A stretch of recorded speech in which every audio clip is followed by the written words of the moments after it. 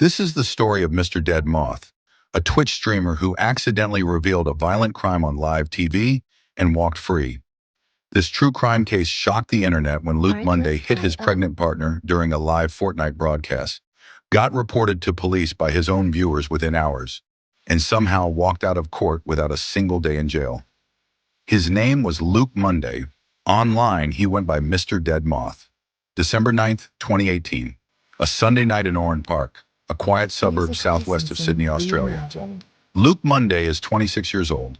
He works as a network engineer at Telstra, the biggest telecom company in the country, pulling in just over $1,000 a week. He lives with his partner, Grace Campbell, who's 21, and their two daughters, aged 3 and 20 months.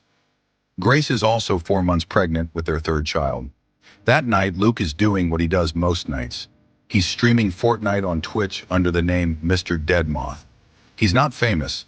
His channel's lifetime peak is 389 concurrent viewers. On a normal stream, he pulls maybe a dozen. This one is no different.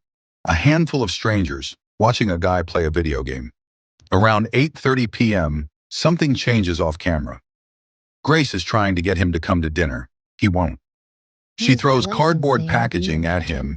He gets up from the desk, comes back. Viewers hear screaming. They hear their kids crying. And then they hear it. A loud, sharp slapping sound. Grace's voice cuts through the microphone. "You hear that? All you people there? He just hit me in the face then. You fucking woman basher. Don't hit me in the face. Don't touch me in the face." Luke's response also caught on stream. "Fuck off, dog. You don't pay the bills." Here's where it gets crazy. The handful of people watching this stream don't just sit there. They become digital witnesses and pick up the phone to call New South Wales police. This act of bystander intervention through the internet would spark a conversation about online accountability. 3 hours later, officers from Camden Police Area Command are knocking on the door of the Franklin Grove house. Luke is arrested and taken to Narellan Police Station. By the next morning, December 10th, he's charged with common assault under Section 61 of the Crimes Act NSW. An apprehended violence order is served. Telstra suspends him. Twitch suspends his channel for violating their community guidelines. And the clip, it explodes. But listen to this. A YouTuber called Thomas re-uploads the footage, and within 24 hours it racks up over 460,000 views and 6,400 comments. The r/livestream fail post hits nearly 23,000 upvotes overnight. Australian Morning News is running it. CBS, The Washington Post, Vice, the BBC. A guy with 12 average viewers is suddenly one of the most infamous faces on the internet. And then it gets worse. Twitch quietly unbans him around December 30th. Luke posts on Twitter, 2 hours, announcing his return stream. He pulls in over 7,000 followers in a matter of days. People are tuning in just to see the guy who hit his pregnant partner on camera. The backlash is immediate. FaZe Clan members speak out. Even Twitch's own director of Twitch Studios, Marcus DJ Wheat Graham, publicly contradicts the decision. On January 3rd, 2019, Twitch reverses course and bans him permanently. Then the case goes quiet for months, and when it comes back, it gets even messier. Because here's the thing about this story. It wasn't one-sided. New South Wales prosecutors ended up charging Grace Campbell too. 2 counts of common assault, domestic violence assault occasioning actual bodily harm, and contravening a domestic AVO after she allegedly threw a kettle at Luke. His defense lawyer would later tell the court police had been called to that house 20 to 30 times before that night. A pattern experts in intimate partner violence recognize as escalating coercive control. In July 2019, Luke Munday pleads guilty to common assault. The maximum sentence in New South Wales? 2 years in prison. Sentencing is set for Picton Local Court, part of the Australian criminal justice system. On Wednesday, November 13th, 2019, almost a year after his viewers called the cops, Luke Munday walks into court to find out his fate. His lawyer, Stephen Merkel from Australian Criminal Law Group, makes his pitch to Magistrate Mark Douglas. He calls Luke a loving, caring person with no history of domestic violence. He says, quote, "On this day, he just slapped his partner." The magistrate isn't having it. He cuts in. I would not in any way accept the submission. This was just a slap in the face. The court rejects that submission. So this is it. Luke's getting jail time, right? No, he doesn't. Magistrate Douglas hands down a 14-month community corrections order, a non-custodial sentence that keeps offenders in the community under supervision, a good behavior bond, no prison, no custodial sentence. Conviction recorded, but he walks out of that courthouse a free man. Why?